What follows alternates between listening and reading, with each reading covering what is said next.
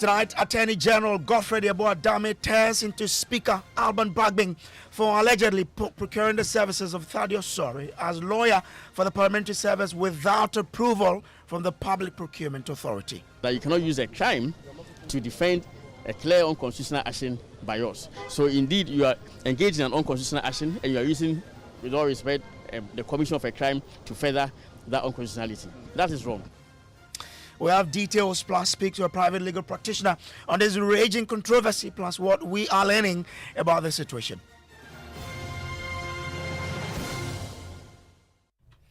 Tonight, the Attorney General and Minister for Justice Godfred Yeboah says the Speaker of Parliament has illegally procured the services of Thaddeus Sorry as a lawyer for Parliament and the parliamentary service. This became an issue in court yesterday when the Supreme Court sat on a case challenging an earlier ruling of the court after the Speaker Alban Bagbin declared 4 seats in Parliament as vacant. We'll hear more on this story shortly, but first listen to the AG Godfred Yeboah challenging the inclusion of the Speaker to the suit being heard and how the lawyers had been engaged. There are 2 points that arise out of my reference and brief submission to the court. And I made them. 1, it is a matter for the interpretation of the Constitution. Respectfully, as I earlier on submitted, in the matter involving the interpretation of the Constitution, there's even no such party as a party who has an interest in the matter, apart from the entire state. And respectfully, it is not for nothing that the Constitution makes the Attorney General the defendants in all actions involving the government, an arm of which is Parliament. So my submission is that and the Constitution, and the Constitution, yes. In all constitutional actions, the Attorney General is required to be a party. Yes, to be a party.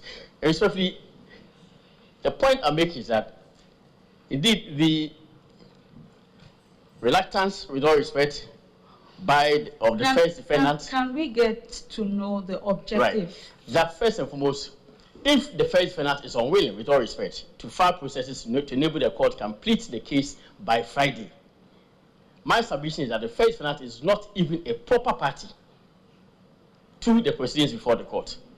And his absence will not derogate from the court's ability to proceed with the hearing of the matter.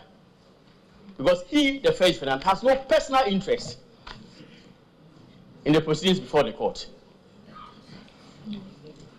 Indeed, it is even improper for the first defendant to have been joined to the action. The proper defendant should have been only the Attorney General. The second submission I make is actually linked with the first. Especially if a party who is a public officer is joined to a constitutional action involving the Attorney General, that party, if the court allows it, will have to procure services lawfully. My submission is that even counsel for the first defendant has not been lawfully procured. He has no lawful mandate to represent the first defendant. The procurement of all goods, works, and services in this republic must be in compliance with the Public Procurement Act. Section 14, subsection 1, requires the procurement of even the Attorney General, with all respect, even the Attorney General, when the Attorney General is procuring service of a lawyer, the procurement goes through PPA approval. Even the Attorney General, when procuring service of a lawyer to represent the country outside the Republic of Ghana, in a high court in, say, London or New York, will have to be subject to PPA approval. My reasonable submission is that the first defendant's counsel, I've tolerated him for no, and now he's even seeking to use the fact that he doesn't have instructions of the Speaker to continue as an excuse to delay proceedings. So this is what happened in court. Now, after that particular encounter, a letter has surfaced in the media from the PPA rejecting an application to single source Sorry at Law, the law firm of Thaddeus Sorry, as a solicitor on retainer for Parliament. My colleague and Parliamentary Affairs correspondent Kweku Asante joins me in studio with details of that particular letter. Kweku, first, what does the letter say? So this letter is actually dated the 12th of December 2022, so close to 2 years now since this letter was addressed to the clerk to Parliament. It would appear the clerk had written to the Public Procurement Authority seeking approval to engage Thaddeus Sori as lawyer for Parliament and the Parliamentary Service. Let me read specifically what the letter says. It says, we make reference to your letter, this letter that I referenced, dated 15 November 2022, on the above subject. That is, request for approval to procure the services of external solicitor to support Parliament and the Parliamentary Service through the application of a single source method of procurement. And then PPA says, at the 31st board meeting of the 5th board, held on Thursday, 8th December 2022, the board could not approve your request to use the single source procurement method to engage Messrs. Sori at Law as an external solicitor to support Parliament and the Parliamentary Service at a retainer fee of 5,000 cedis and specific fee for conduct of constitutional cases in the Supreme Court at a fee not exceeding 300,000 Ghana cedis. The board notes that since the Attorney General is the principal legal advisor, the board is of the considered opinion that the Parliamentary Service should continue to use the services of the AG in all legal matters. Accounts on usual cooperation signed by Frank Mante, the CEO of the Public Procurement Authority. Well, quite instructive there, but it also has a lot of nuances, and it depends on the lawyers and what they do make out of it. But Kweku, you have been speaking exclusively to the AG on this particular matter of Alban Bagbin allegedly procuring the services of Thaddeus Sori illegally. What has he been telling you? So, right after the court case of yesterday, I did catch up with the Attorney General, Mr. Godfred, and I sought to find out from him the basis for the claims he had made in court that the services of Messrs. Sori was not procured properly by the Speaker of Parliament. And he speaks, and I also reference this Public Procurement Authority letter, and says that it is clear to him and his mind that the Speaker of Parliament has illegally and actually unlawfully procured the services of Mr. Thaddeus Sori to represent him in these constitutional matters. He goes on to actually make the point that the Speaker of Parliament is committing a crime by going ahead to use this crime as a basis to come to the Supreme Court to fight a supposed illegality. Let's listen to the AG, then we can talk about some of the things we've been hearing from the persons we've been trying to get some text from as to this engagement. It was a matter that was properly brought up, yes, because as I indicated to the court, the procurement of all goods, works and services of any person with public funds must be with the approval of the Procurement Authority. So it's a matter that is very important, and indeed, yes, we raise it. In the Megacha case, the court stated that when it comes to issues where Parliament and the AG's office are cross purposes, they can hire different lawyers. As I said, in a constitutional case, there's nothing like a person have an interest in it. What interest does the Speaker of Parliament have in the interpretation of the Constitution? So there's no interest, no personal interest of the Speaker of Parliament. And that's the point I sought to make. That indeed, when it comes to constitutional actions, the most important interest is the true and proper interpretation of the relevant provision of the Constitution. And that is it. So it's not as if a person has a personal interest in it.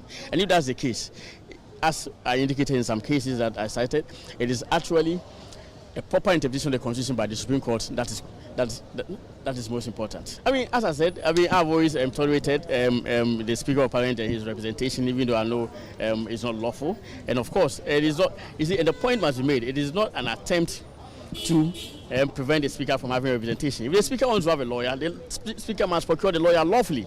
And then, as I said, the Attorney General, even when he's seeking the service of a lawyer to represent the government in cases outside the country, in foreign court, goes through PPR approval all the time. Even the Chief Justice, the former Chief Justice, Yeboah, who was, with all respect, using the services of Thaddeus Sori, had to go to PPR approval. And I know for a fact that he has not received any PPR approval. And so he's in flagrant violation of the provisions of the law, and that is what we sought to do. Then why did you leave? You did not raise it again. The Chief Justice came back and did not mention it again. Well, that's up to the court. I did not quarrel with the court at all when the court decides to either defer a ruling or maybe decides not to rule on it. And of course, all rights are also reserved in us to take it up further. A breach of the PPA Act constitutes a crime. And my contention is that you cannot use a crime to defend a clear unconstitutional action by us. So indeed, you are engaged in an unconstitutional action and you are using, with all respect, the commission of a crime to further that unconstitutionality. That is wrong. Attorney General and Minister for Justice Godfred Yeboah Dame speaking to Kweku Asante. And Kweku, we've been trying to make a bit of a digging to understand what exactly is happening. You've been speaking to someone who is also tied into this. What have you been learning? According to our sources, I mean, there are some persons who really are familiar with these matters. They do not believe that the Attorney General is right on this matter. In fact, they reference us to Article 124 of the 1992 Constitution, which talks about the parliamentary service as a whole. And they believe that the reading of the letter is instructive, because if you look at the request that went from Parliament, it requested approval to procure the services of Mr. Sorry for Parliament and the parliamentary service. And then in the rejection letter, the rejection stated that the parliamentary service should go ahead and use AG. So that person's reading of the PPA letter says that the PPA was only rejecting the use of Mr. Sorry for the parliamentary service. And the distinction that has sought to be made is that Parliament is different from the parliamentary service. And that is true because the Constitution treats them differently. Parliament is discussed differently in the Constitution, and the parliamentary service discussed differently. And parliamentary service is also headed by the Speaker, but it's made up of the clerk and the staff of Parliament. Whilst Parliament, strictly so called in the Constitution, refers to the House, being the 275 members and the Speaker presiding. So this person has sought to make the distinction and say that that is the difference. This person also claimed that Mr. Godfred Dame's objections are simply unfounded, to the effect that the Speaker of Parliament has actually followed whatever existing legal processes to have actually procured the service of Mr. Sorry. They refer us to, for instance, if you go to the Speaker of Parliament's office, there are so many other persons who also work there who are not necessarily a part of the parliamentary service. There's a counsel to the Speaker. There's the Speaker's Chief of Staff. There's a panoply of officers who work in the Parliament of Ghana, for which reason these persons are, this source is arguing that the Speaker of Parliament has simply not breached any regulation. And as far as this person is concerned, they are ready for the Attorney General, if he's so minded to take this matter on at any appropriate forum, they will be there to actually respond. There's a lot more we have on this particular story. This is Top Story, brought to you always by Telecel, connecting energies and holding insecticide spray and coil.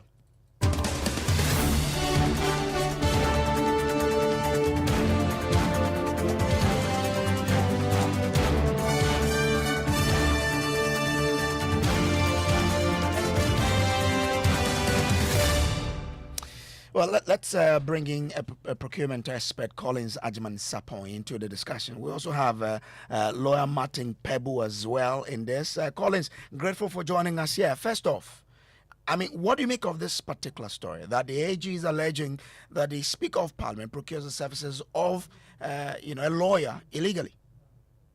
Okay. From my side, when you look at the law, we have bodies, all the bodies of government are what we call procurement entities. Okay. Hello?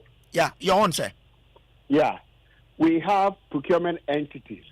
And when you look at the law, Schedule 1, we have what we call special constitutional bodies. Okay? And these bodies are the legislature, judiciary, Council of State, and Bank of Ghana. They have been set up as special constitutional bodies within the procurement law. And therefore, parliamentary services or the legislature is a procurement entity, right? So now, in the law, to apply single source, and today let me have the opportunity to explain the difference between single source and sole source. Single source means that you have a lot of service providers within the market, but situations call for you to use one. And sole source is you can get the services from only one person or only one service provider. So this one is more single source because we have a lot of lawyers and the Attorney General. So if you write, and the law says that, Section 40, when you want to apply single source, you need to write to PPA for approval. Now they went to PPA, and PPA turned it down. That use the services of Attorney General for whatever legal services that you want. So that ends it. So it means that you cannot do single source again. So my advice, or if I was their consultant or something, I would have recommended that if you still want to use a private legal service, why don't you go through the competition? So then you can invite 2, 3, 4 lawyers or service providers, then you select from one. But if PPA turns down your request for procurement as a single source, and you still go ahead and engage the services of one lawyer or a person or legal services, it is a total breach. But doesn't it matter that in the response from the PPA to the letter that that came from Parliament, it says in the concluding part that the board noted that since the Attorney General is the principal legal advisor, the board is of the considered opinion that parliamentary service should continue to use the services of the AG in all legal matters. Now, mindful that it says parliamentary service, it didn't mention Parliament. It's not instructive that because you didn't include Parliament, of course, then you are saying that Parliament can go ahead and engage a lawyer. I'm coming here. You see, when you come to Schedule 1B, which sets up the entity tender committees of these special constitutional bodies, the chairperson of the legislature for as entity is a chairperson is to be appointed by the Parliamentary Service Board. So what's the difference between the Parliamentary Service Board and the legislature and all that? So even the head of the procurement entity or the chairperson of the procurement entity, tender committee, is appointed by the Parliamentary Service Board. And therefore, taking Parliament away from the which body is the legislator? And which body is Parliament? So we need to situate, when it comes to procurement, they have a certain committees. And I'm even hurt as a professional because where does Public Accounts Committee sit? It sits in Parliament. And 80% of the cases that comes to Public Accounts Committee are procurement infractions. So what is happening? I'm hurt as a professional. I'm hurt as a professional. You passed the law in 2003, you amended it in 2016, and the same body, the lawmakers, the legislature, is beating the whole thing. It's hectic as a professional. So we talk, wanting ethical things, and look at the bodies that are fighting. Okay. PPA so Mr. Sabon, I want a clarity here. I want some clarity. So are you saying that the PPA that wrote this letter, to refer the letter from Parliament to say that, we approve your request. Okay, says the board could not approve your request to use the single source procurement method to engage Mr. Sorry at law as an external solicitor to support, and watch this, Parliament, that's one, and the parliamentary service at a retainer fee, blah, blah, blah. And then it concludes by saying that the parliamentary service should continue to use the services of the AG. Mind you, it didn't bring in Parliament here. You're saying Parliament, therefore, should see itself as part of the parliamentary service and so cannot engage a lawyer because the PPA did not mention it. Hello. Yeah. The first thing, it is the parliamentary services that wrote to Public Procurement Authority. Is that not? Yes. Is that not? So if parliamentary services rise to PPA, seeking single source, so are they saying that if granted the PPA have given them the approval, is it not the same parliament that is going to use the single source? It is. The parliamentary service, I'm not a lawyer, but I know the laws around procurement. The parliamentary services is a procurement entity under the law, and they work for entire parliament. And you know that the legislature is like a whole company. And the people who do the running around, the procedures, running around of parliament, even I had the opportunity to train some session of the parliamentary service. They are stores, everything. The boss, the CEO of parliamentary or parliamentary services or the legislature is the clerk of parliament. So the clerk of parliament is in charge of the day-to-day administration of parliament. Okay. And all these people work under him. Okay. All right. So I see parliament as a procurement entity run by people like the clerk. And the clerk, you see them but the day-to-day management of parliament is under the clerk. Okay. So all please, you don't dissociate the parliament from parliamentary services. Okay. Stay on with me. I think that the breach needs to be pushed because it's very painful that now in Ghana, people are saying that power, when we are talking about power, you are talking about law. And it's getting into every space. You speak to a politician and he will tell you, do you know where the power lies? And all our laws are being trampled upon. Okay. You need to watch this. It's painful for the profession. Stay with me. Let me bring in a legal practitioner who would help us understand the legalities. Martin Pebu is with us on the line. Martin, I'm grateful to you for joining us here. Now, help us understand, is Parliament different from Parliamentary Service Board, or is it the same? Oh, obviously, they are different entities.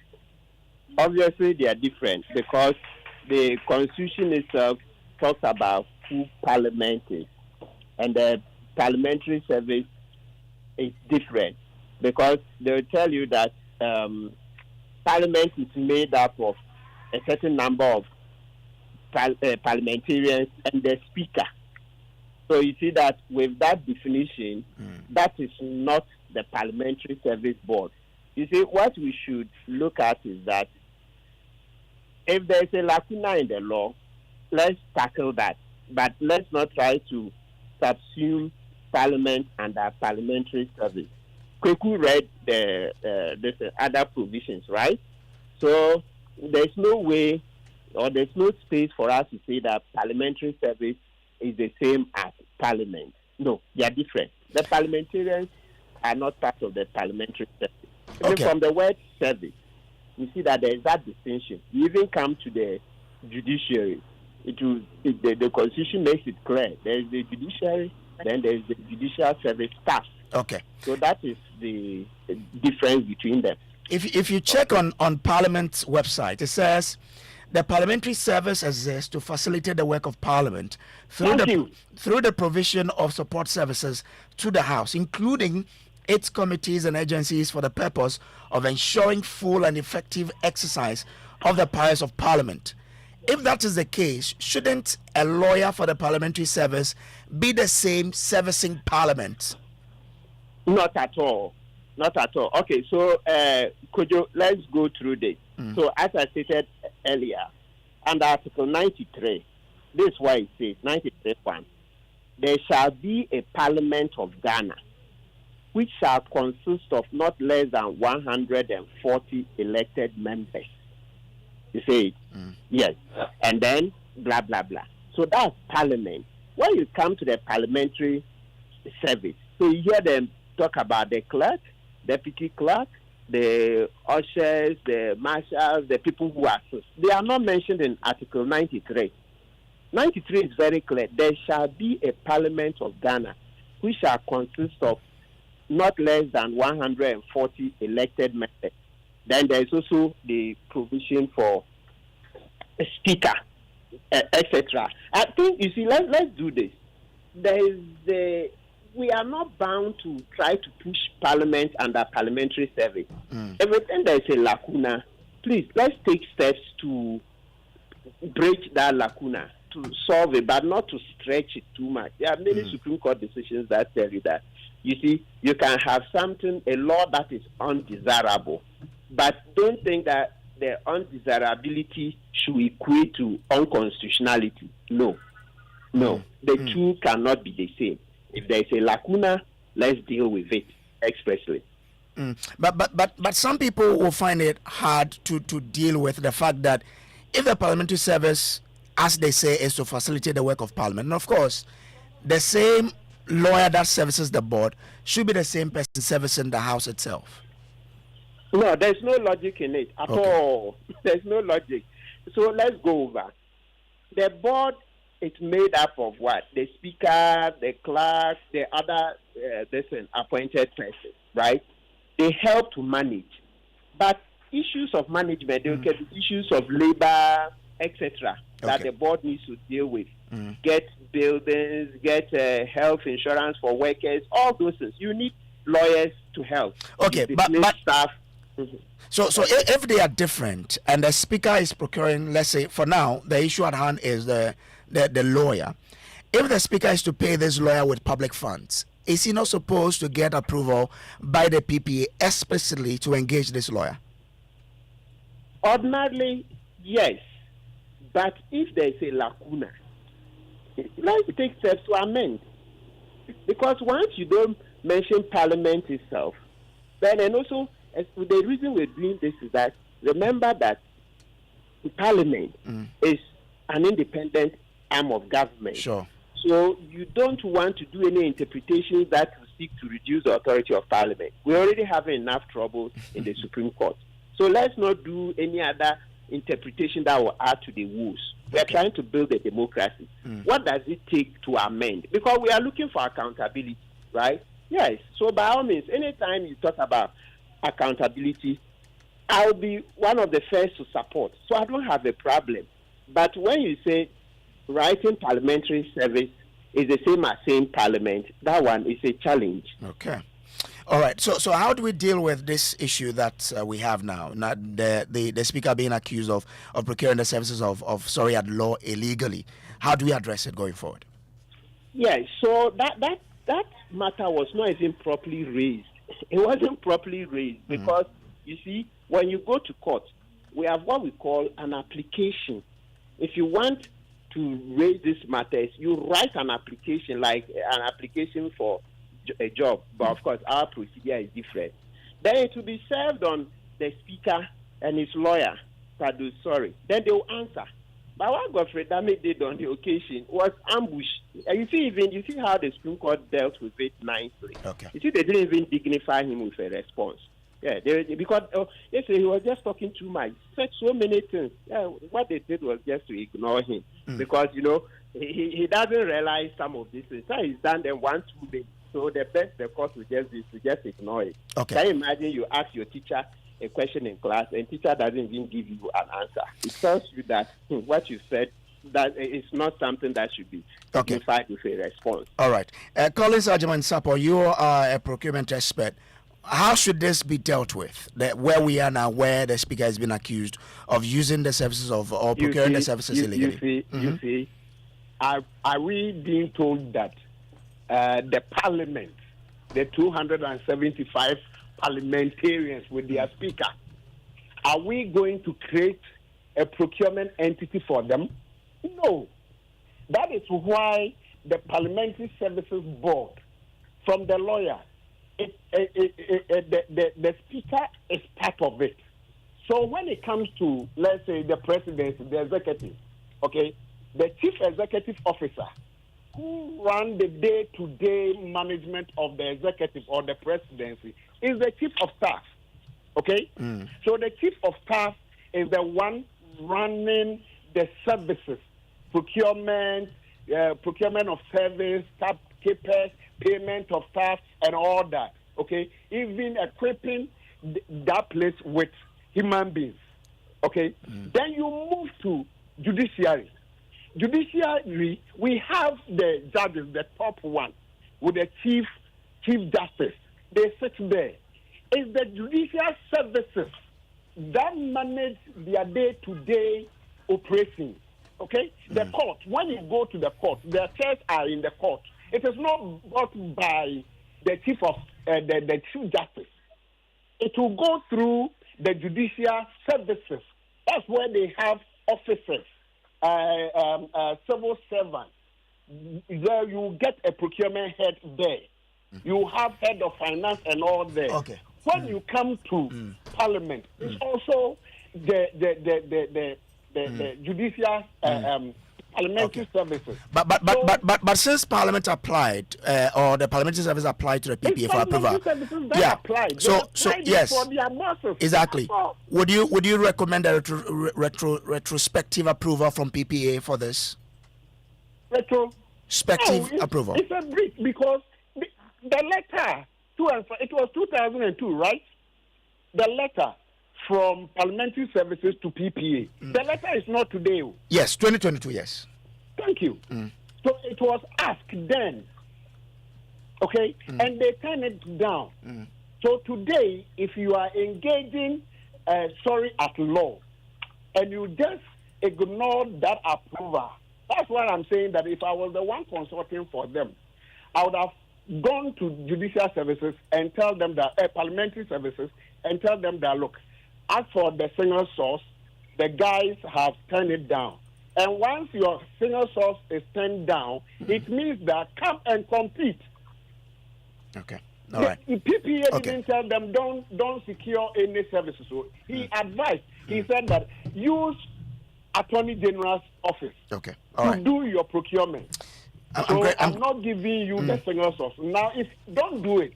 So if you still want outsider, compete. Okay, I'm grateful to you. You would have gone through it. I'm grateful. Collins Ajiman Sapoin's procurement expert. This has been Top Story brought to you by Telecel, connecting energies, holding set size spray and coil. Enjoy holy sleep. Up next is News Night with Emefa Apawu.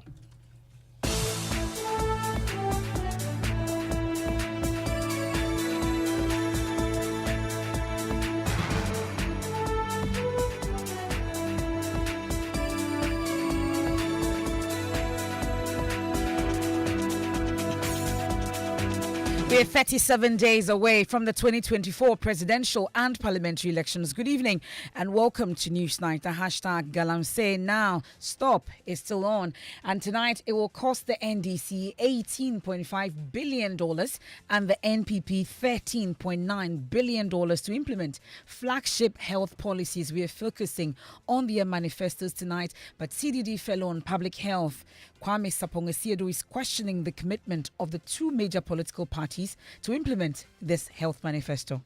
Looking at our budget deficit as per November, what they were telling us, the gap in our budget, and show us where the money is going to come. How are you going to find $18.5 billion for the NDC, $13.9 billion for the MPP We'll get to hear all the details, plus hear from the drafters of the health manifesto of the two political parties as they challenge the basis of these figures. Where did you get? What is the basis of his calculation? You dispute it? Yes, when he came to it. Well, so I have cost per each of the major significant things that we wish and to the do. total is what? No, I'm not going to be able to give you a RAM total. So you also haven't cost? No, I'm just telling you. We have details of that. Also, demand for employment opportunities, agro-processing facilities, and an end to illegal mining. Galamsey, it tops the list of demands of constituency in the Anglonga constituency with 37 days to this year's elections. That's on our constituency lens. They have to end Galamsey before we vote this year because it will disturb us with the youth in the future. Unemployment and education. We're live in Anglonga tonight, and also Chief Justice warns political parties and stakeholders to take procedure seriously or risk having their cases, including election petitions, thrown out as she launches the 5th manual for election petition adjudication. Not only is procedure critical, but a failure to provide the legal threshold of evidence can be costly. Starting an action in the wrong court can lead to loss of an otherwise perfect case. More on that, as she says, judges cannot make all parties to a case happy. Every day, a judge annoys somebody. In fact, even if you adjourn a case, you will annoy somebody. If you grant an application, the one who it was granted against will be upset. And in business, Chamber of Petroleum Consumers COPEC forecast a 2.3% drop in prices of petroleum products from tomorrow. And in sports, Bibiani Ghost Stars downplay a Premier League title hopes despite topping the table after 9 games, insisting they do not want to put themselves under any pressure. And we are avoiding the rush hour and joining the happy hour at the Accra International Conference Centre. I'm talking about the EcoBank Joineys Habitat Fair. And of course, we've been hearing from exhibitors who are factoring in the economy and lifestyles to price items to enable everyone planning to own a home or a land to be able to do so.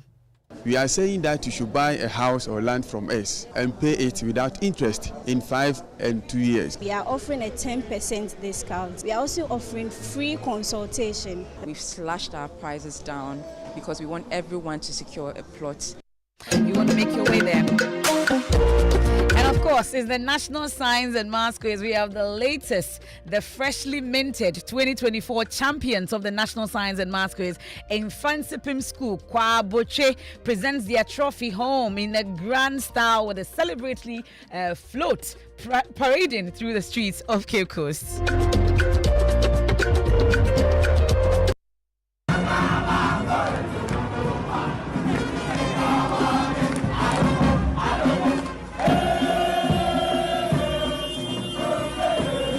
And that's the Augasco effect affecting the English tonight for the National Science and Maths Quiz. But of course, we'll focus on Infansipim throughout, as they become the champions for this year. That and more coming up on Newsnight here on Joy 99.7 FM here in Accra, in Kumasi on Love 99.5 FM. You want to join us with your thoughts, your comments, is via WhatsApp 055 1111 997. We are also on X Spaces, we're on Facebook. That and more in details after this particular break. Please do stay with us. There's a business in every woman, from the young lady brimming with exciting and novel business ideas to the market queen managing her empire. There's the she architect, quantity surveyor, realtor, business consultant, crafting dreams into reality, and the multitasking mom seamlessly blending work at home. The entrepreneur, meticulously checking stock, to the corporate woman, sealing deals on the move. Indeed, there's a business in every woman. Introducing Telecel Women in Business, our initiative to empower women-led and women-owned enterprises. Benefit from tailored activities, networking, business and technical support, free webinars, trainings, and more. To join this initiative, be a female-led business and a Telecel business customer. Visit telecel.com.gh/business to register now. Telecel, connecting energies. Couldn't sleep at night. Mosquitoes will be whining my ears, bugging me all night long. Till I got a remedy. Now I'll be spraying them away with holy insecticide spray. Me I go spray them away with holy insecticide spray. When I sleep, me dana my dog with holy insecticide spray. Holy mosquito coil, holy multi-purpose insecticide spray. Ghana Kron Kron. For bulk purchase, call 0302 681582. This advert is FDA approved. Do you want a healthy smile? Persistent bad breath could indicate gum disease. I'm Tanya from Bethel Dental Clinic, Ghana. Did you know that gum disease is a common cause of bad breath or halitosis? But there is hope. As dental hygienists, one of the main things we do when you come for your periodic visits is to examine your gum health by completing a periodontal assessment. Gingivitis, the early stage of gum disease, is common and characterized by swollen, bleeding gums and halitosis. The good news is that gingivitis can be reversed back to healthy gum tissue. Regardless of which stage is present, a professional cleaning or deeper cleanings are needed as a first step to treating halitosis or bad breath. So, schedule your appointment with your hygienist now to learn more about maintaining healthy gums and getting rid of bad breath.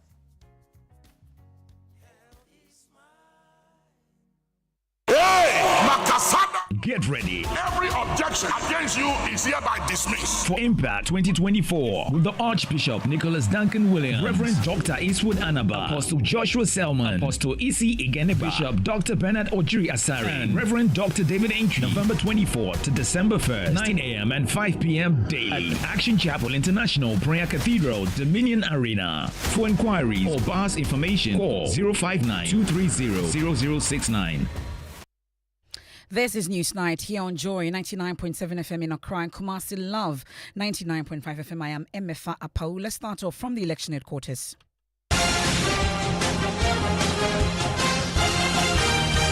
Election Headquarters is brought to you by Petrosol Platinum Energy, Energizing Dreams, the Chartered Institute of Management Accountants (CIMA) and the American Institute of Certified Public Accountants (AICPA), together as the Association of International Certified Professional Accountants, German Ozone Medical Center, Alternative Therapy, Dental, Wellness and Beauty, Shopbox Technologies, a convenient service, Youth Bridge Foundation, bridging the gap for positive youth development, and Syntex Tanks. A year strong, a year tough.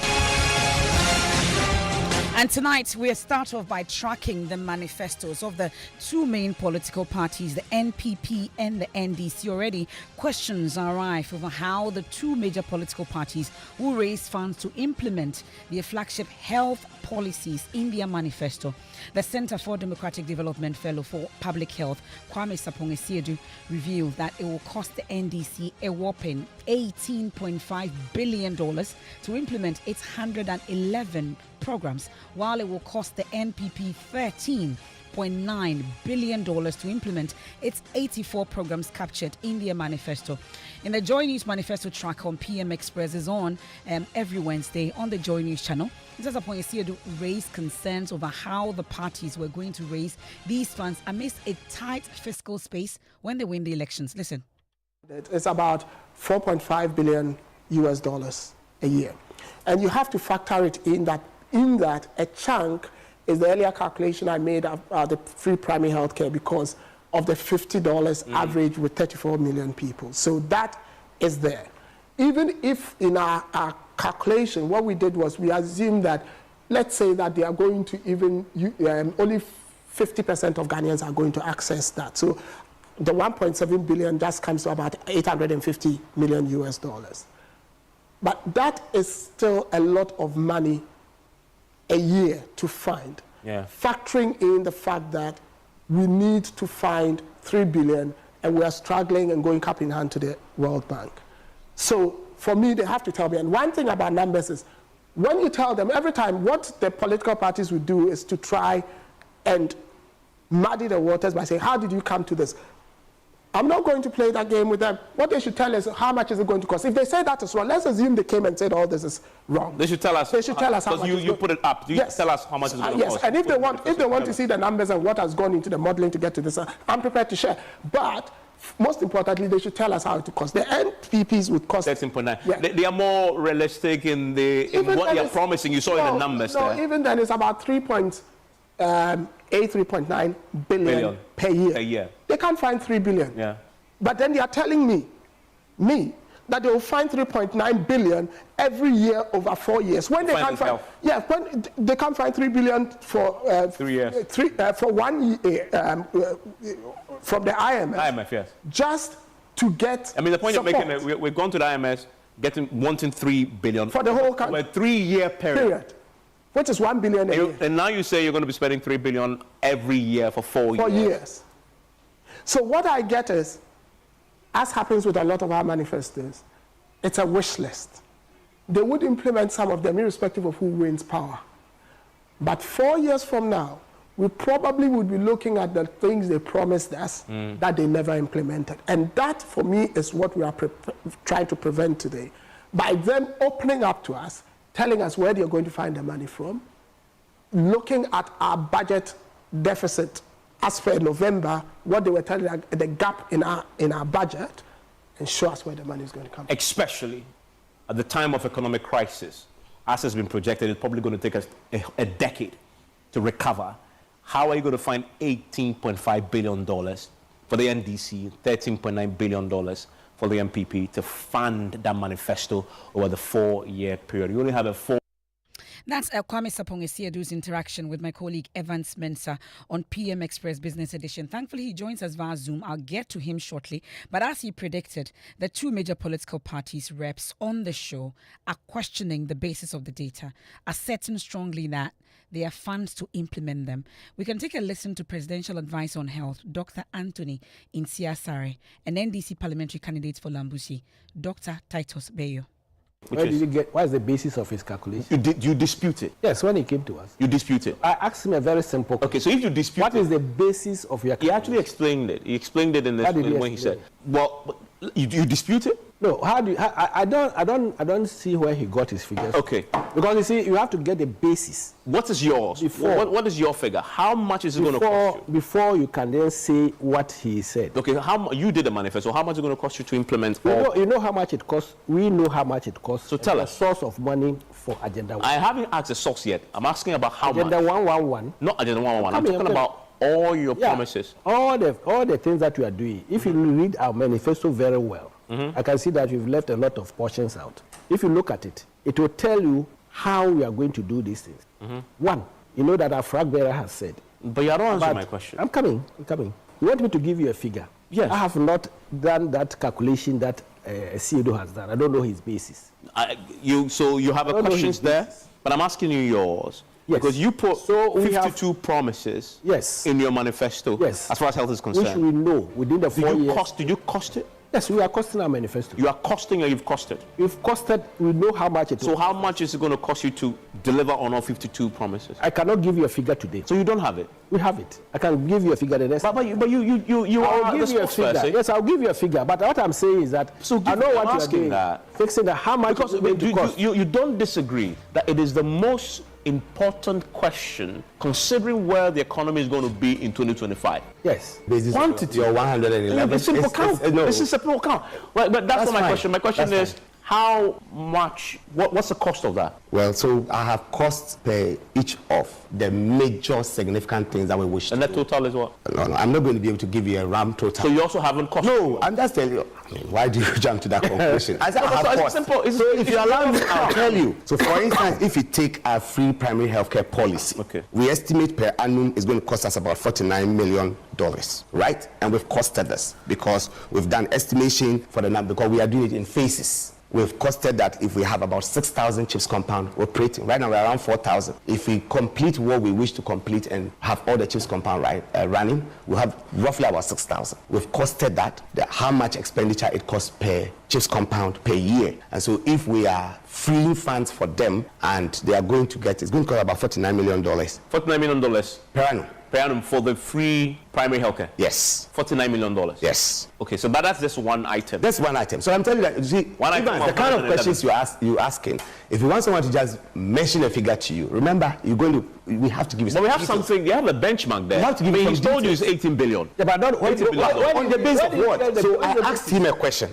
You see, what's the basis? You are making an assumption that as if there's no ongoing expenditure. He does the calculation without any subtractions. So if you calculate that per capita, we need this amount, and therefore this is how much we are spending, and this promise. The reason why I won't accept your questioning of the figure is because you haven't produced any. But I'm giving you figures. Yeah, but no, you just told me one line item. No, but I'm talking about the entire manifesto. Yeah, but you don't. I'm just telling you that figure. You don't throw out figures without explanation. Come on, but he's done calculations based on grounded facts. It's not sensational. No, it's a sensational. Because you don't have any facts to contradict that. I don't think it's fair to say. I don't think it's fair. So, for instance, we talked about a 500 capacity fertility specialist hospital. We estimate it's going to cost about $260 to about $280 million. We've costed everything. And that's one of the rare times that you get to hear the NDC and the NPP agree on one thing. The Presidential Advisor on Health, Dr. Anthony Nsiasare, and the NDC parliamentary candidate for Lambushi, Dr. Titus Bayu there, all on PM Express last night. Let me thankfully bring in Kwamsa Poinsedu. We are grateful for your time here on Newsnight. He joins us via Zoom.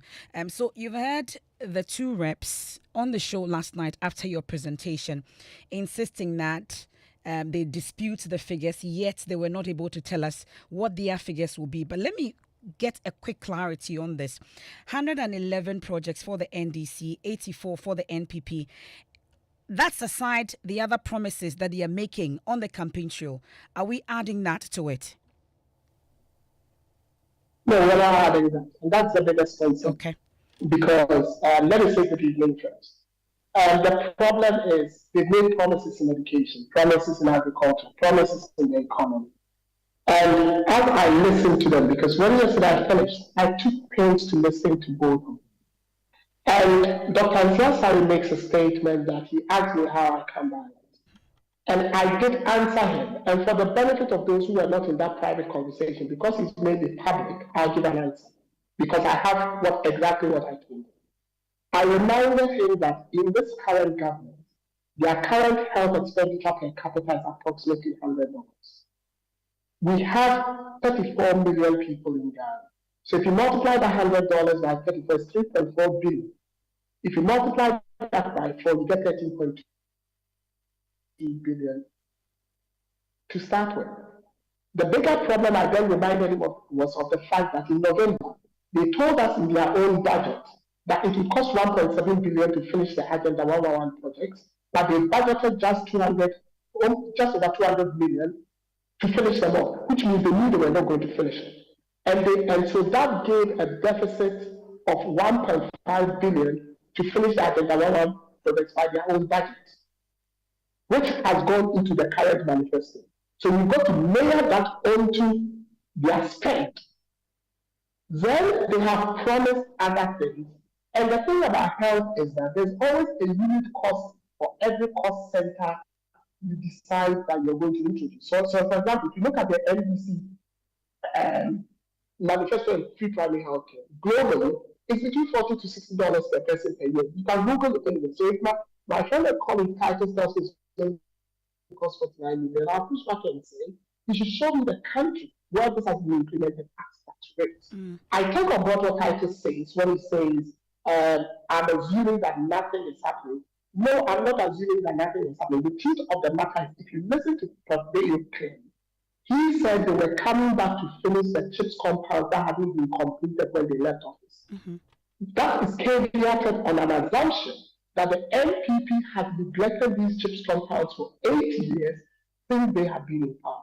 He couldn't commit to them finishing the Agenda 111 project that the NPP has started and have not finished because they've not budgeted enough for it and it's in the budget document.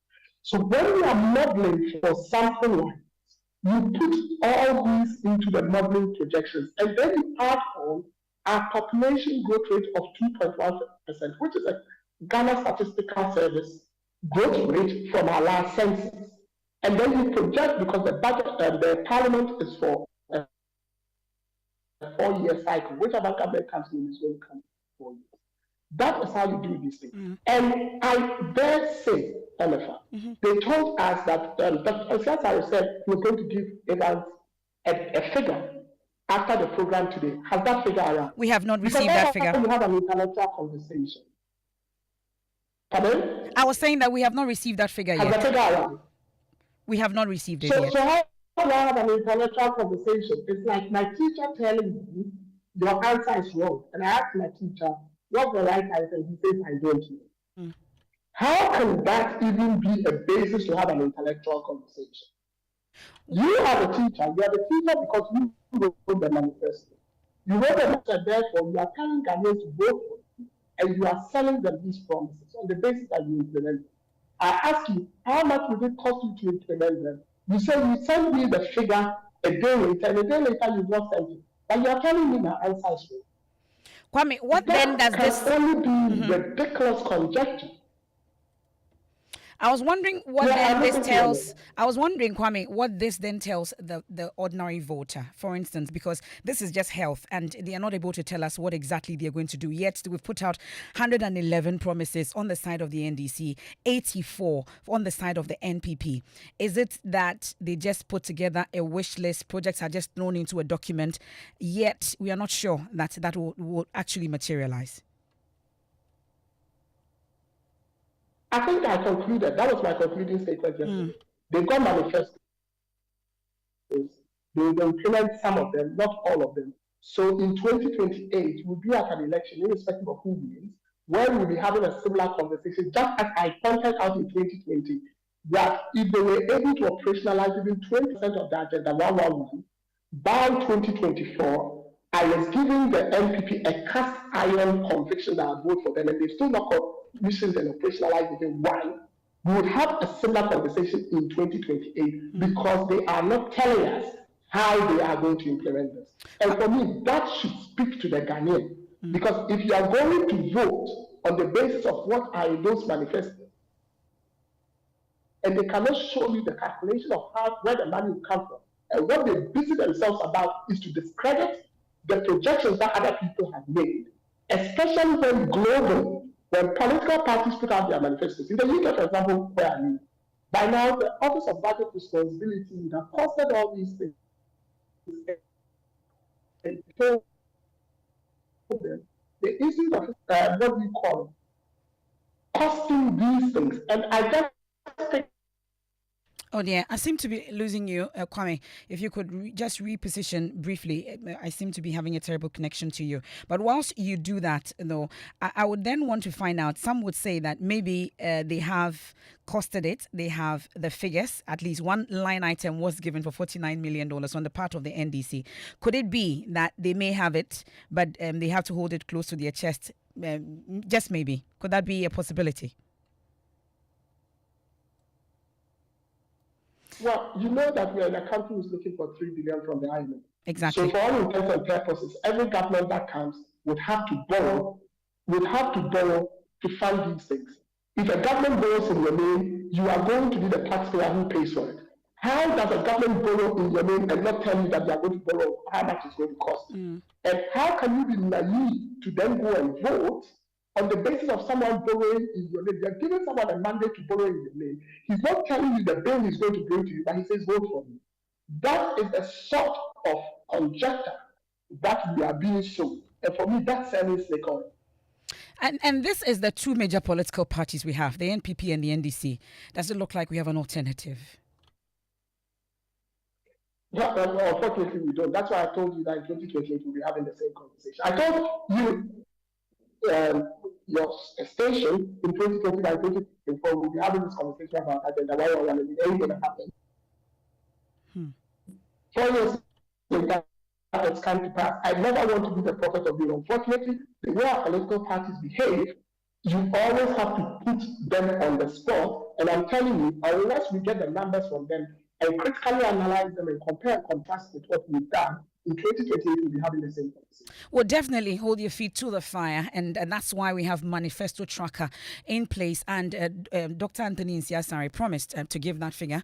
And Dr. Anthony Nsiasare, I bet you're listening, and we're still waiting for that figure. And this is just in the health sector, and we're yet to get any figures.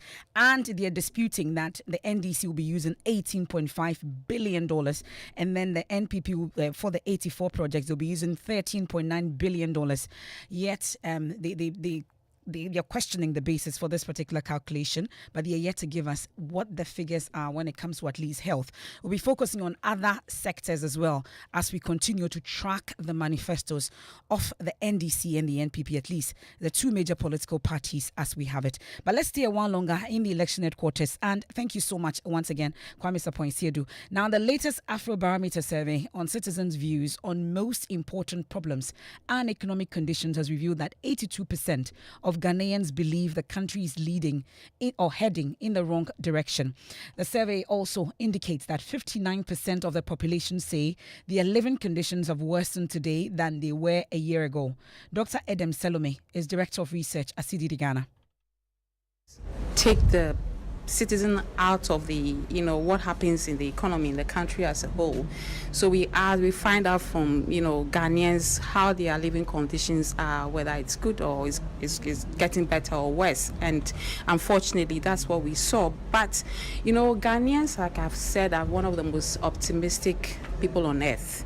And again, you see that close to half of Ghanaians are really hopeful that in the next 12 years their personal living conditions would get better, and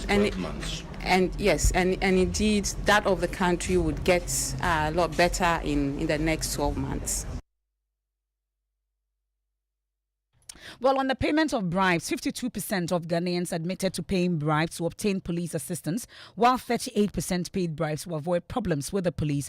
A further 40% paid bribes to obtain identity documents, and 19% paid their way to get medical care.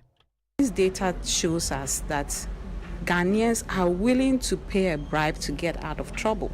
And, for us, that's has gone up from 2022, and then in 2024 the number of Ghanaians that are saying that they pay a bribe to get out of trouble with the police has gone up significantly, and that is bad. Again, let's look at that in connection with how we perceive the police to be corrupt. It's a two-way stream, right?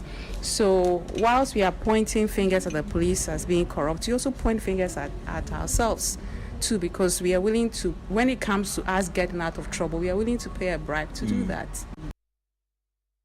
And of course, unemployment emerged as the most frequently cited problem, as 41% of Ghanaians called on government to actually address that issue. Let's focus on our constituencies now, and it's time for Constituency Lens, and we're just 37 days away from the elections, and constituents in Anglonga are intensifying their calls for a fair share of the national cake. High on their list are demands for employment opportunities, agro-processing facilities, and an end to illegal mining. Well, we've been to the area. Here's what we found. For about 32 years, the NDC has dominated this constituency. Will that change this year? We don't know. But that's why we are here to speak to the constituent to understand the key issues that will inform their vote in this election. I can see like NDC dominated for like quite long. Since 1992? Yeah, sure. But there are no developmental projects in our constituency. We promised Harbour for some years now, but up to now we are not seeing anything or any change. At least like we should have something like a tomato processing factory here, so that when our farmers harvest their tomato, they can get easy access to like where to sell it and get like something. Now and what they are doing, it is telling the youth that we are no more in that era. Now I vote for you, you come back and produce. So this vote we are coming to do is very crucial. They should know that we need development. We have to end galamsey, because like we the children or we the youth, we will become the future leaders, and like inadequate of water and most of the things, the fishes and the most of the living things in the waters will die. So they have to end galamsey before we vote this year, because it will disturb us, we the youth, in the future. Unemployment and education. Most of the boys and most of the youth are not going to school, and some of us we graduate, but we are still in the house. We didn't go to school yet. He is having access to 95%, the IGF, and the D part. What have you? He has, look. So you think he has failed? Oh, he might not have failed fully, but he has failed partially. So give us a range on a scale of 1 to 100. Where will you place him? For him, around 46. 46. Yes. Okay. Where do you think he has performed or he has failed? He's below average. So which mark? He's giving you about 40. I will give him 35%. And so from the Anglonga constituency, this has been your constituency lens from the Volta region. I am Carlos Kaloni. And the full encounter with constituents of Anglonga will air shortly on the Joy News channel this evening. You don't want to miss it, with my colleague Carlos Kaloni. And still on the election campaign trail in the election headquarters, the NPP flag bearer, Dr. Mahmoud Bawumia, says his decision to introduce a women empowerment fund instead of a bank is premised on the difficulty people go through to access funds from banks. According to him, the empowerment fund will have flexible terms for assessing the money rather than a bank where women will have to go through tedious scrutiny. At Sankore in the Sunafo South constituency, Dr. Bawumia notes that women traders will only need their Ghana card to access the funds. He also appealed to electorate in the area to change their skirt and blouse voting pattern. No. Baby, Osono Ginano, Ohana Nebagina, and Yamin Kwana Meko. Now, meaning say, Asunafo South, baby, I had to aba, you win presidential election. But parliamentary, no, Ohana Air Mai. And the Afi the person, Munjai skirt and blouse, no. Lion too straight. And yes, sir, lion too straight. Mudi Sankore me pese me shamu bosse mudi Frank Adusi Kuba me de obi a ofiri Sankore ha e be shema ban mo. And that's the NPP flag bearer, Dr. Mahmoud Bawumia, there speaking to the electorate in the Sunafo South constituency, asking them to avoid that skirt and blouse voting pattern in the upcoming polls. Now, off to the camp also of the NDC, and the presidential candidate John Dramani Mahama has revealed that the party's manifesto includes 12 proposals from Muslim interest groups, stressing the NDC's commitment to serving all Ghanaians. He's in the Kumbungu constituency on the third day of his Northern Region tour, and he's back in Accra now, we're told, for that encounter, the conversations that he's going to have this evening. But my colleague Maxwell Agbagba is with the team. Here's his report. On the third day of his tour of the Northern Region, John Mahama visited the Savelugu and Kumbungu constituencies.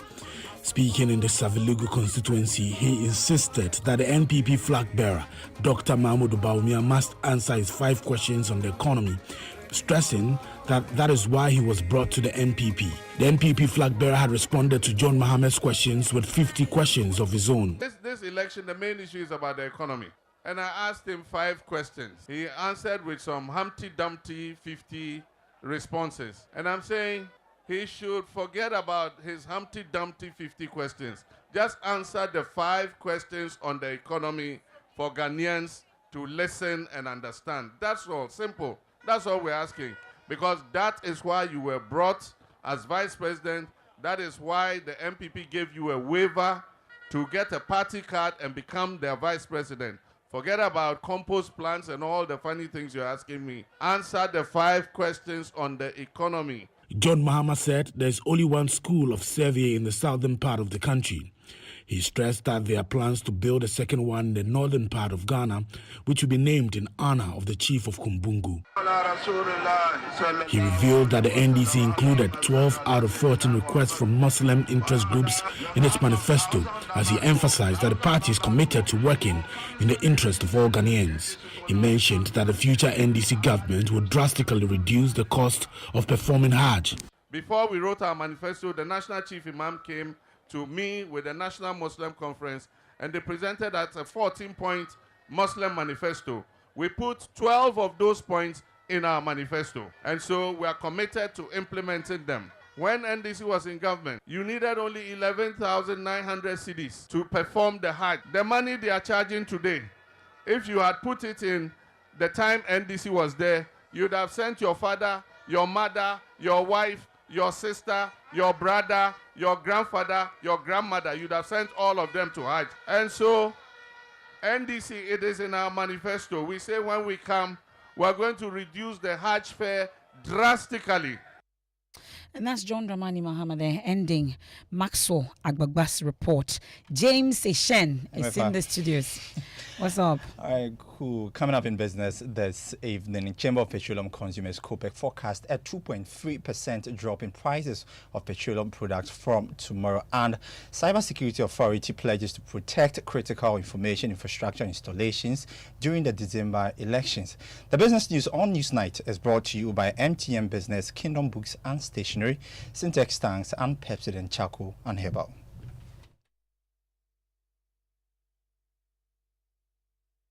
Kweku at his spunky new office to congratulate him on opening his business. And man, was I impressed. The business is just moving quick. The sales, customers, everything is just working seamlessly. The secret?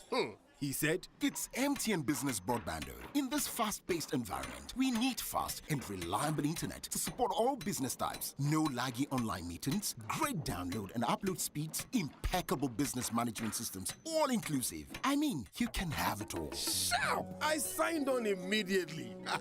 To enable your business stay ahead and stay connected, make sure you're signed on to the best internet made just for businesses. MTN Business Broadband. Sign up today on broadband.mtn.com.gh and manage your account on my MTN app. Call 0244 308 111 for more information. We are good together everywhere you go.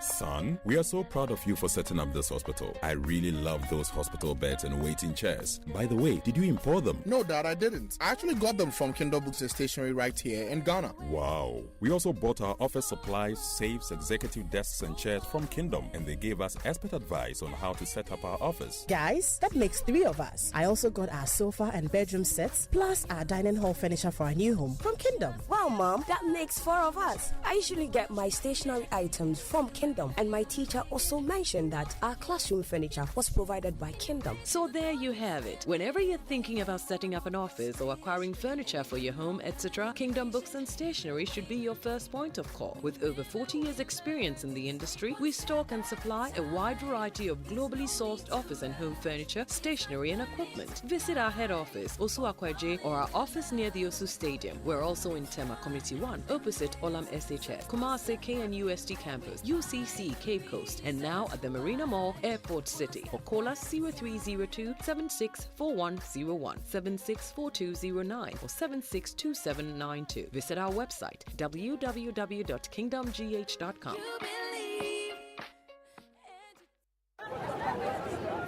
Choboy! We have a new leader in town. Obiarenti. Amanfo. Madam was Sibebre. When him say my baby, maybe mamu more charcoal for whiter teeth. More charcoal. Not only that, maybe mamu lemon. More lemon. Zinc for fresher breath. More zinc. And fluoride for stronger teeth. Introducing the new President Charcoal packed with more power with a combination of charcoal and lemon for naturally whiter teeth. Grab yours now. This advert is FDA approved.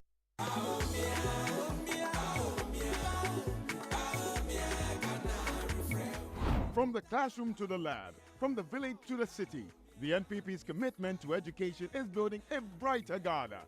Free SHS isn't just about free tuition, it's an investment in Ghana's future. We have topped it up with free TVET and STEM education, skilled graduates, innovative thinkers, and a thriving economy. That's the promise of free SHS. 3 of my cousins have benefited from free SHS since 2017. One has graduated and is in nursing training. The other 2 are also in the university. I'll vote number 1. I'll vote for Bawumia on December 7th. We are building a better tomorrow through education. Vote NPP. Vote number 1. Vote Bawumia. Bawumia means business. Estro.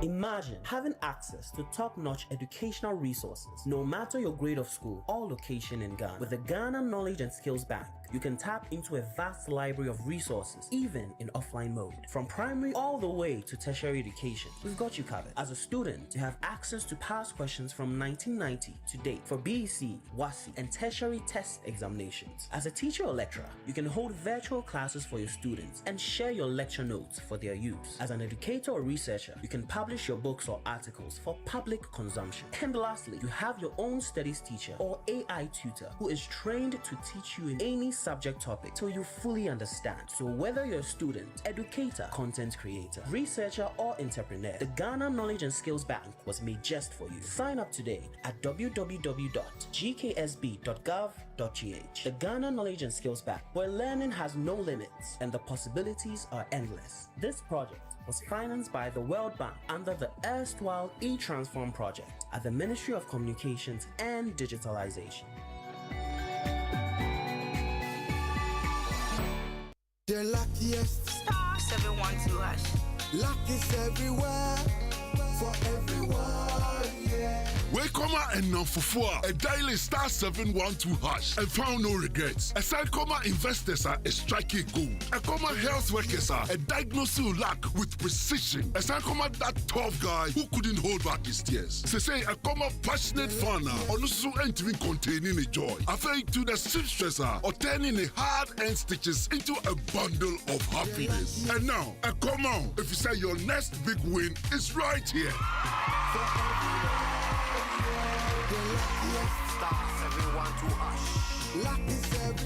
Dial star 712 hash and join the luckiest winning celebration. From the 1st of July 2024, dial star 712 hash to keep buying tickets as a group, individual, or even as a community. Win loads of cash and prizes in the community draw or go for the grand draw on the 30th of November 2024. Unlock your luck with star 712 hash. Join the winning streak now. The luckiest star 712 hash. Luck is everywhere for everyone, yeah. The luckiest. Welcome back to Business on Newsnight. I am James H. Let's settle for the details now. First off, the Chamber of Petroleum Consumers is predicting a 2.3% reduction in price of petroleum product at the pumps from tomorrow, November 1, 2024. The following report has more. According to COPEC, the price of petrol is projected to reduce by 2.3% to 13 cedis 82 pesos per litre, while diesel will go down to 14 cedis on the average at the pumps. A kilogram of LPG will be sold for 17 cedis 96 pesos. COPEC explained that the reason for the reduction is due to a decrease in global crude price by 3.2% from $77.1 a barrel to $74.6 a barrel, while the CD continues to depreciate relative to the dollar from an average rate of 1.3%. And that was a news desk report. Now to some other stories. The Cybersecurity Authority has promised to protect Ghana's critical information infrastructure installations during the 2024 election. Speaking to Joy Business, the Director of Capacity Building and Awareness Creation, Alex Opon, assured that the authority is enforcing full compliance of the Cybersecurity Act on service providers. He spoke at a Cyber Awareness Breakfast meeting organized by the Israeli Economic and Trade Mission to Ghana. The reason why that there's a focus on critical information infrastructure is because when you're designated as a critical information infrastructure owner, be it the system, it means that anything that happens to that particular system or to that institution that is considered as an owner has a detrimental effect on the Ghana's economy and national security. So in October 2021, we launched what is referred to as the Directive for the Protection of Critical Information Infrastructure. And these are baseline directives pulled from best practices, global best practices. Alex Opon is the Director of Capacity Building and Awareness Creation at the Cybersecurity Authority. Now, the President of Stamford Seed Transformation Network Ghana, Carl Richards, is urging government to develop the needed infrastructure to advance the use of artificial intelligence in Ghana. Speaking in an interview with Joy Business, on the sidelines of the Stamford Seed Network Business Conference in Accra, Mr. Richards emphasized the need for reliable and affordable internet for business and individuals. AI in itself will help you to do what you have to do. I mean, on the basic level, some people are very familiar with things like ChatGPT, and it's like the Google of old. There's a lot of things that you are self-learning, self-taught, that the infrastructure that we are talking about usually would be the infrastructure the government has to provide. That is access to good internet. And this should be all over the country, because everywhere in the world, that is what is driving business nowadays. You cannot work in isolation. Carl Richards, as the president of Stamford Seed Transformation Network Ghana, still on IT. In a bid to bridge the digital skills gap among the youth, MTN Pulse as partner Stanbic Bank to empower young innovators and entrepreneurs through its digital skills training program. The digital training will equip 100 youth with the knowledge and tools needed to thrive in the digital space. Speaking to Joy Business at the maiden edition of the training, Senior Manager Segment Marketing at MTN Ghana, Nana Asantua Megashi, urged the participant to take advantage of the training and excel.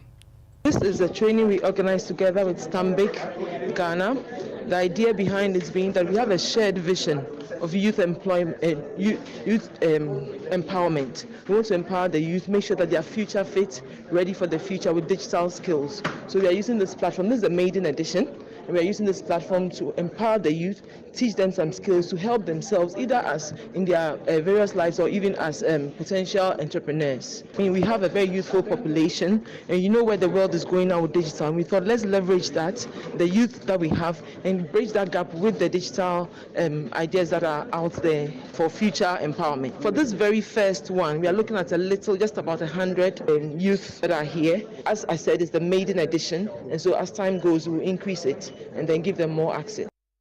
You heard Senior Manager Segment Marketing at MTN Ghana, Nana Asantua Amegashi. Now, government has spent about 300 million cedis averagely on the initiative geared towards climate change and environmental sustainability annually. This is according to the Economic Advisor at the Ministry of Finance, Robert Mensah. He made the disclosure when speaking at the closing and knowledge sharing event of the Boston Green Employment and Enterprise Opportunities in Ghana project, an initiative implemented by the United Nations Capital Fund and SNV. The government has actually spent almost 4% of its budget into climate actions in the country. So between 2015 and 2020, the government actually budgeted for almost about 7.8 million Ghana cedis. That's approximately $1.8 billion. To MDAs and MDAs for expenditure on activities earmarked as climate relevant. So averagely, you can calculate and know that we will spend almost about 300 million per year. So that should tell you what the ministry doing. So in the research or study, we realized that there are 4 ministries that are currently, in fact, account for approximately half of the climate finance that we're talking about. The initiative was funded by the European Union and the Embassy of the Kingdom of the Netherlands in Ghana. And that's all for business on Newsnight with me, James Chen. Over to you, Emefa. Thank you very much, James. Are you ready for the happy hour? I'm very much ready. Okay, we'll be getting there shortly. We'll take you to the Accra International Conference Center. I'll take Musbao along as well. Musbao, what do we have in sports? Well, it's the Ghana Premier League is heating up, and guess what? Hartlefolk are struggling to climb up the table. They're lying 14th to the table, but the surprise leaders of the table is BBN Ghost Stars. They're top of the table after 9 games, and they're leading Kumasi Asante Kotoko, who are in second place.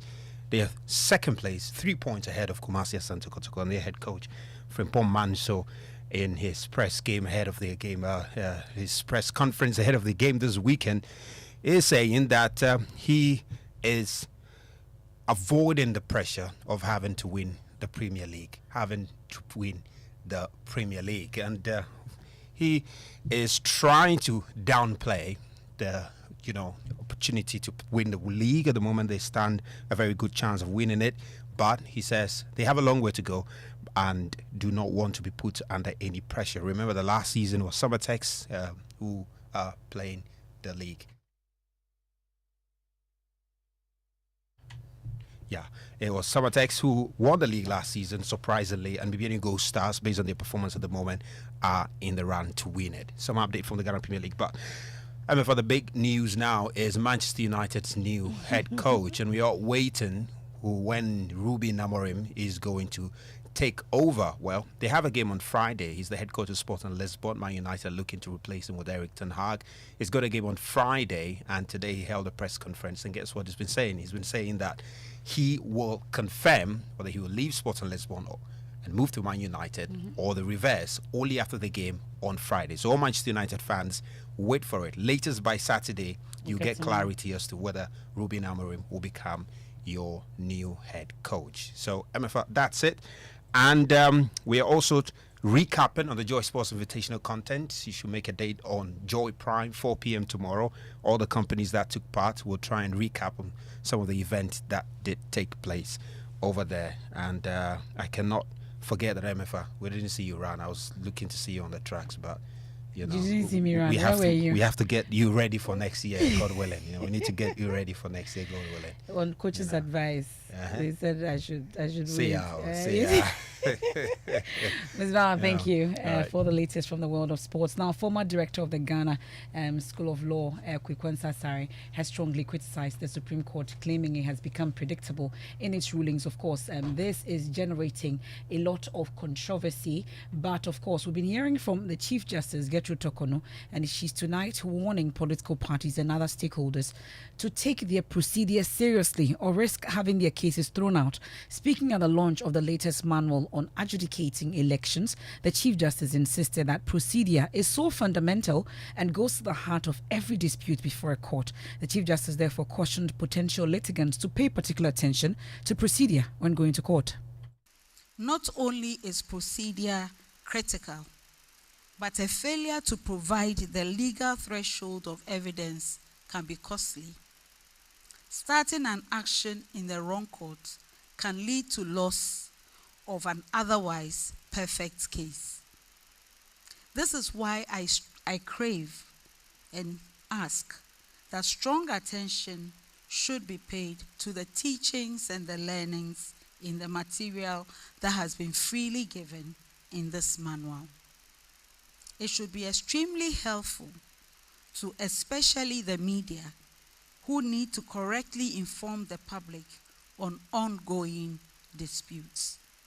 This year's edition, which is divided into 3 volumes, as already stated, as the most significant change for ease of reference, is a credit to its drafters. In these 3 volumes, they have done a thorough job of reflecting the changing course of election law while remaining true to the overarching principles that have guided previous editions. Now, the Chief Justice has also been wading into the backlash judges are facing after rulings. According to Gertrude Tokonu, judges cannot make all parties happy. She also expressed optimism that Ghana will remain peaceful after the crucial 2024 elections. Every day, a judge annoys somebody. In fact, even if you adjourn a case, you will annoy somebody.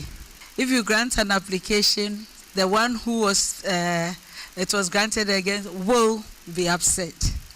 And so we live with upset. But it is really beautiful to see how we have gathered as a group around our nation. We have nowhere to go. This is the piece of earth that God gave us. And He gave it to a diverse group. And as diverse as we are, our ethnic groups, our various groups, we are one people, one nation, and we have one destiny. We will go through the elections. We will come out, and the nation will be the strongest for it. And that's the Chief Justice, Gertrude Tokonu, there earlier today. Now, let's head to the Accra International Conference Center. Are you in the rush hour? I'm sure you're very close to the Accra International Conference Center. Just make your way there for the happy hour. It's time to avoid that rush hour. For the happy hour at the Accra International Conference Center is the EcoBank Joy News Habitat Fair. There are discounted lands, beautiful furnishing, free consultations, and loads of food and drinks. All at one venue. That's the Accra International Conference Center. And it's ongoing as we speak. It's day 2. Exhibitors say they've considered the economy and varying lifestyles of homeowners and prospective homeowners to offer substantial discounts. Specifically for the fair, I have a dream of owning a house and making it a home. I don't know about you, but that is the place to be. Hannah Odame has been there. Here's her report. I have a dream of putting up my building. It saves time, it saves money. The sum of why the fair has been put together, getting everything, housing and more under one roof. Regardless of your budget, exhibitors are making sure you become a homeowner. We are saying that you should buy a house or land from us and pay it without interest in 5 and 2 years. After we give you 24 months to pay without interest. We are offering a 10% discount. We are also offering free consultation, and we have a lot of samples available like beds. We have our sofas, swivel chairs, we have carpets here. We even have our beautiful curtain fabric here. We've slashed our prices down because we want everyone to secure a plot, because buying a land is actually a lifetime investment. This year, the discounts are unbelievable and patrons are overly excited about the offerings. When I came previously, I think I had everything I was looking for. So this time around, I'm thinking if I come, I'm going to still get all the things I need for my building. So this time and this year, what are you looking for? Obviously, I need something to complete my building. I think I will need a lot of things to get the building completed. I'm at Chufu Praso area, and it's because of this that I came, because I'm interested in other means we can use apart from brick and mortar and the cement. The companies over here, the customer service is one key thing, and I think they are doing a good job. And all that I need, I know where to go from here. And it's worthwhile traveling all the way here to have this exhibition. The fair ends on November 2, but already the Multimedia Group Limited is being applauded for the initiative. I would recommend anybody who has a dream of putting up a building, either for himself or for their family, should come. I believe every year they do, and they should never stop doing it. For Joy News, I am Hannah Odame. And we're making our way there right after the news. You want us to meet there for at least the happy hour. DJ Black is on standby. I think on the jamming note, let's get to the National Science and Maths quiz.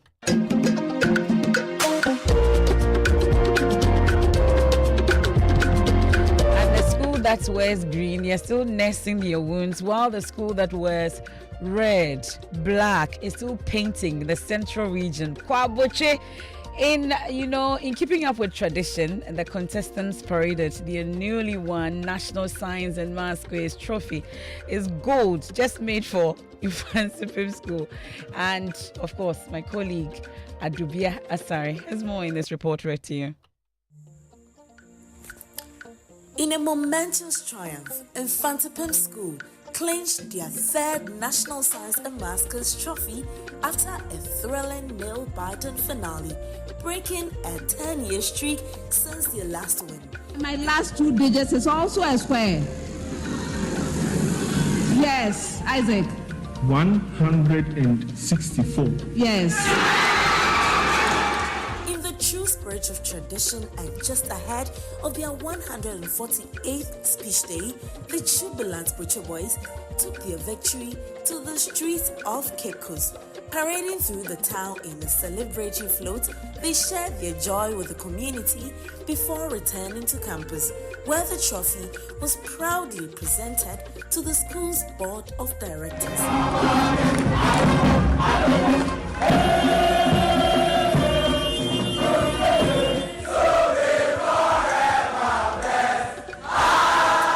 The festivities reached a crescendo back at school, with jubilant singing, dancing, and countless photos. The regimental band provided a spirited soundtrack to the occasion, marking a memorable day in Infantipim's storied history.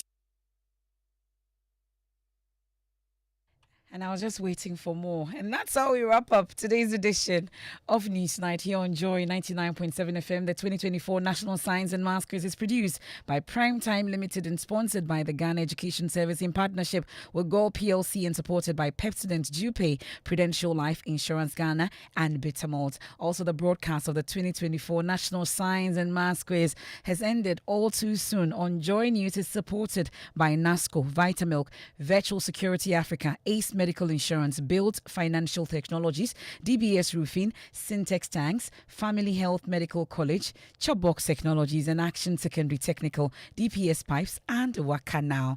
And I'll hand you over to DJ Black at the Accra International Conference Center, day 2 of the Joy News EcoBank Habitat Fair. You want to be part of the happy hour? Let's meet there. Have a good evening. I am Emefa Apawu.